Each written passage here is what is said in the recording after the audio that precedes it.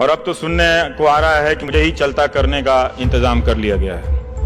अभी व्हाट्सएप पे आया कि मैं फोन कर रहा हूं कि बरखा मैम मेरे लिए कोई नौकरी है। ये हंसने की बात नहीं है। इस देश का महान लोकतंत्र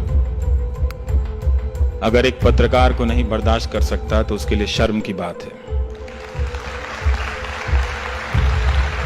मैं गलत बोल सकता हूं, मैं खराब बोल सकता हूं, लेकिन आपने अगर मेरी हत्या की कामना की है तो वो शर्म की बात है। आपने मुझे उठाकर कहीं फेंकने की कामना की है तो वो शर्म की बात है। ये गांधी के देश में कभी नहीं हो सकता था। जो गांधी अंग्रेजों से लड़ते थे मगर उसे भी शत्रु नहीं कहते थे।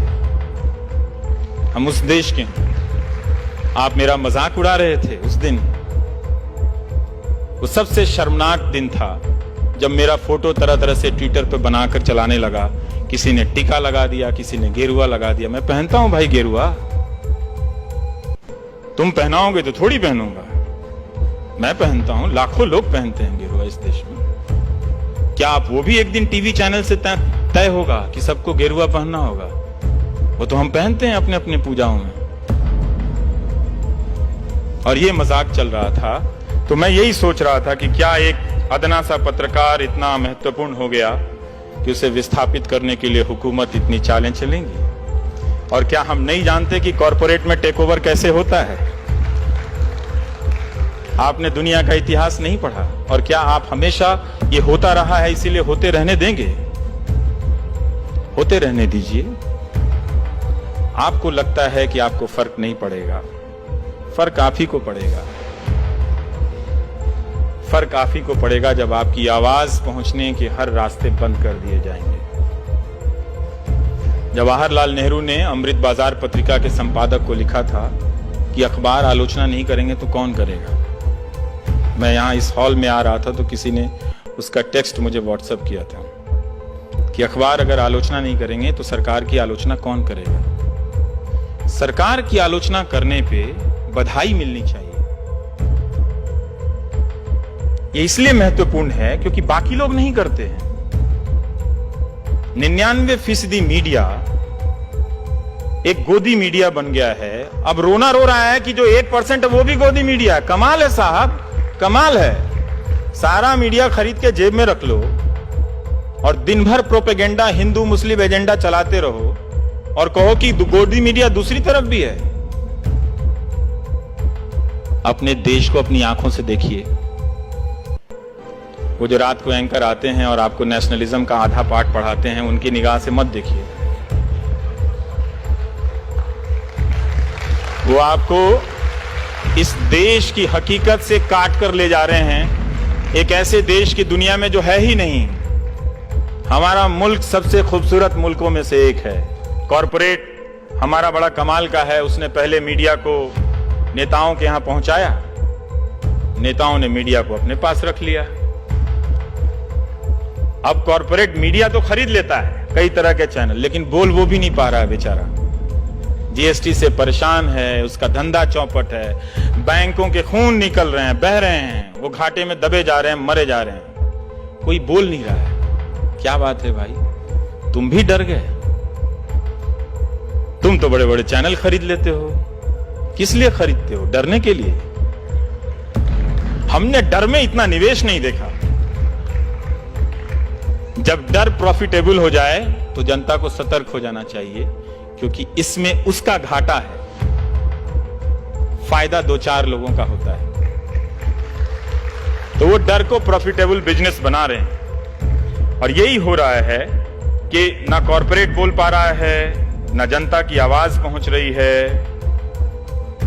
और लोग सड़कों पर अपने सवालों को लेकर खड़े हैं। शिक्षा मित्र रोज फोन करते हैं कि हम 1.25 लाख की संख्या में, हमारी आवाज कोई नहीं उठाता है। रोज रोते हैं बेचारे।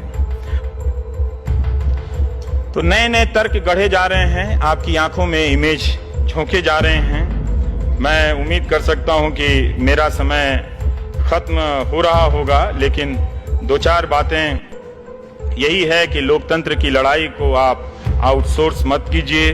गांधी की तरह सत्य के रास्ते पे चलिए, क्योंकि हमारे देश में सच बोलने का इकोसिस्टम नहीं है। इसे हमें स्वीकार कर लेना चाहिए और इस इकोसिस्टम को हमने नहीं बनने दिया है। जो भी जरा सा चलता है हम उसे पागल घोषित कर देते हैं। जो ईमानदार होता है, कोई कलेक्टर आ गया, वो ऑनेस्टी से काम करता है, उसी के रिश्तेदार बोलेंगे पागल हो गया। ये दुनिया बदल देगा क्या? अब तक आप झूठ के साथ खड़े रहे हैं, कुछ साल तक सच के साथ खड़े होने का प्रयास तो कीजिए, हो जाएगा। वो राजा हरिश्चंद्र की जो कहानी सुनाई जाती है कि वो बर्बाद हो गए, बने थे सत्यवादी चलने, पूरा परिवार तहस नहस हो गया, अंत में उनके पास कुछ भी नहीं बचा। ये कहानी इस देश में सुनाई जाती है राजा हरिश्चंद्र की। पता है क्यों? क्योंकि आप हमेशा डरे रहे। और ये कहानी कौन सुनाता है पता है? जो पावर में होता है। गांधी ने ठीक इसका उल्टा किया। गांधी ने सत्य के साथ प्रयोग किया और खुद प्रयोग किया, लेकिन उस सत्य को अधिकांश जनता का हथियार बना दिया। ये लो सत्य। आज सीबीआई और जेल के डर से हमारा अपोजिशन भी नहीं बोलता, और गांधी ने उस सत्य के दम पे लाखों लोगों को, अंग्रेजों की जो डर का सबसे बड़ा कारखाना था, अंग्रेजों का फैक्ट्री थी अब डर की, जेल, उसमें ले आकर भर दिया। गांधी ने कहा अपने भीतर जेल जाओ और अपने भीतर के डर से आजाद हो जाओ। इनके पास टैंक है, तोप है, अफसर हैं, कानून है, सेलुलर जेल है, सब है, लेकिन जिस दिन तुम जेल जाने के डर से आजाद हो जाओगे, बाकी आजादी मिल जाएगी। ये गांधी का सत्य था। गांधी ने इसी सत्य के लिए अपनी जिंदगी दी। वो कहते थे कि सत्य की खोज में क्रोध, स्वार्थ, घृणा आदि विकार स्वभावतः छूटते जाते हैं, अन्यथा सत्य की प्राप्ति असंभव ही हो जाए। सत्य की खोज में सफलता प्राप्त होने पर मनुष्य में प्रेम और घृणा, सुख और दुख आदि के द्वंद्वों से पूर्णतः मुक्त हो जाता है मनुष्य। और वो अपना पैमाना गांधी बनाते रहते हैं। आप देखेंगे कि गांधी अंतिम तक प्रयोग कर रहे हैं। वो हारते हैं। वो अपनी अहिंसा, जब भारत आजाद होता है तो जिस अहिंसा को लेकर वो 30 साल तक प्रयोग करते हैं, वो बिखर जाती है। एक किताब है सुधीर चंद्र की, गांधी एक असंभव संभावना।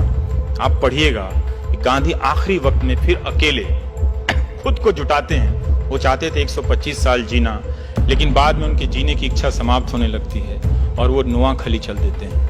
तो जैसे आज ट्रोल होता है, वैसे ही तब होता था कि बापू आप पहले बिहार क्यों नहीं जाते हैं, बापू आप कलकत्ता में क्यों नहीं रुकते, आप हिंदुओं के यहाँ क्यों नहीं रुकते, आप मुसलमानों के यहाँ क्यों नहीं रुकते।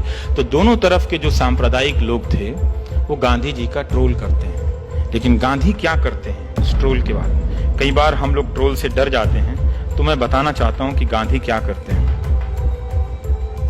गांधी उस वक्त एक बात बताते हैं कि हिंदू मुसलमान दोनों हैवान बने हुए हैं, क्या इसमें से निकलने का कोई रास्ता नहीं है? रास्ता तो है, दोनों में से एक जानवर ना बने। जो निखिल डे कह रहे थे, आखिरी बात जो उनकी थी, उस बात को समझिए, दोनों में से एक जानवर ना बने। यही इसमें से निकलने का सीधा रास्ता है, ये गांधी ने कहा था। और वो पहचानते थे, जब ये ट्रोल के जरिए किसी की हत्या पर उत्सव मनाया जाने लगा, यहां वहां के तर्कों से सवाल किए जाने लगे, तो लोगों ने कहा कि हम तो ऐसे ही थे, भीतर से हम लोग सब कम्युनल थे, बाहर आ गए उसमें। तो बाहर कम्युनल आए तो खराब लगे, तो उसमें नेशनलिज्म थोड़ा सा ऊपर से डाल दो, उसमें मलाई।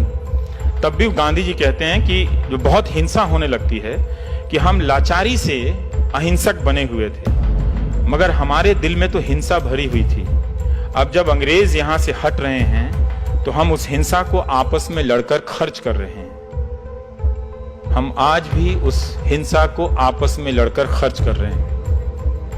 अपने भीतर की अहिंसा को पहचानिए, उसमें बहुत शक्तियां हैं। ये वो शक्तियां हैं जो इस मुल्क में बेपनाह मोहब्बत भर देंगी। इस मोहब्बत के सहारे आप कम रोटी खाकर भी मुस्कुराएंगे, जनरल क्लास में भी चलकर मुस्कुराएंगे। ये मोहब्बत नहीं रहेगी तो बुलेट ट्रेन में भी आप डरे रहेंगे कि कोई मुहर्रम या विसर्जन के समय पत्थर तो नहीं फेंक दे।